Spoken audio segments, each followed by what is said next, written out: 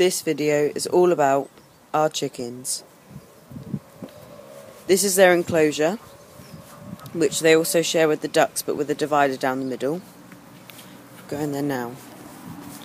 We've got a secure latch in case predators come in, such as foxes. And we've also got this latch from the back, so the wind doesn't blow it open. So here are our chickens. She is called Margot and is a Black Star hybrid. This is Gertrude, a Rhode Island Red. And that is Evangeline, who is a Red Dorking, quite a rare breed. So this is their enclosure. They've got a roof because Evangeline is a very good flyer, and when it didn't, she flew out multiple times. In their food we have Layers mash, Layers pellets, and grit and oyster shell.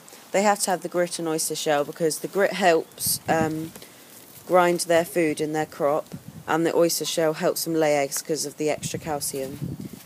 In their water we put apple cider vinegar for 1 week every month, just to keep their systems nice and clear.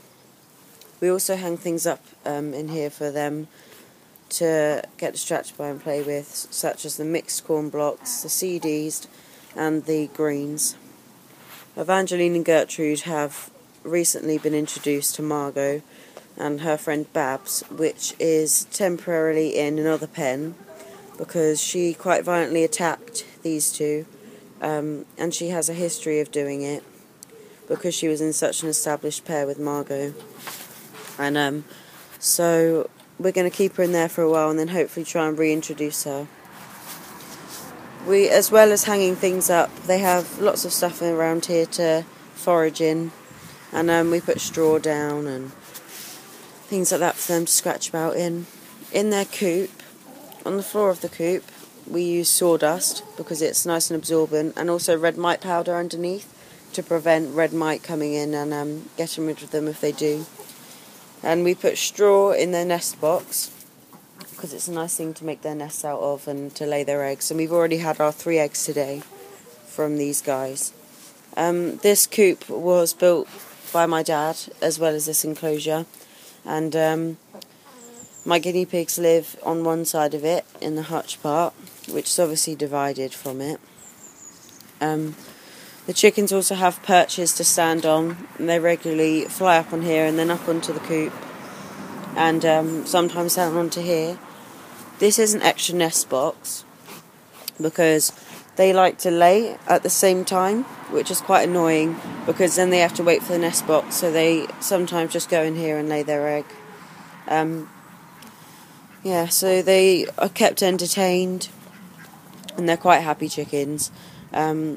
And quite healthy. But Margot, she has this thing called thrush, also called vent gleet, which is where fungi can build up from yeast around her vent area, as you can see.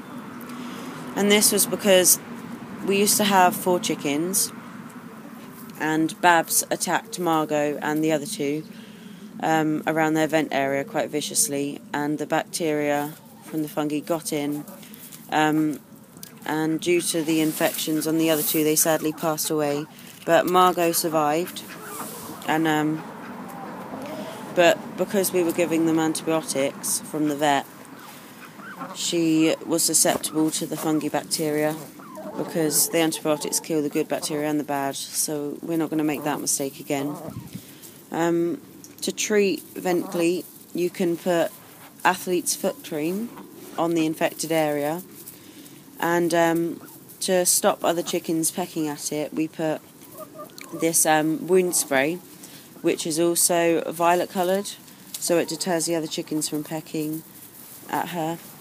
But as you can see, the other chickens are perfectly healthy, and so's Babs, who's over in the other enclosure.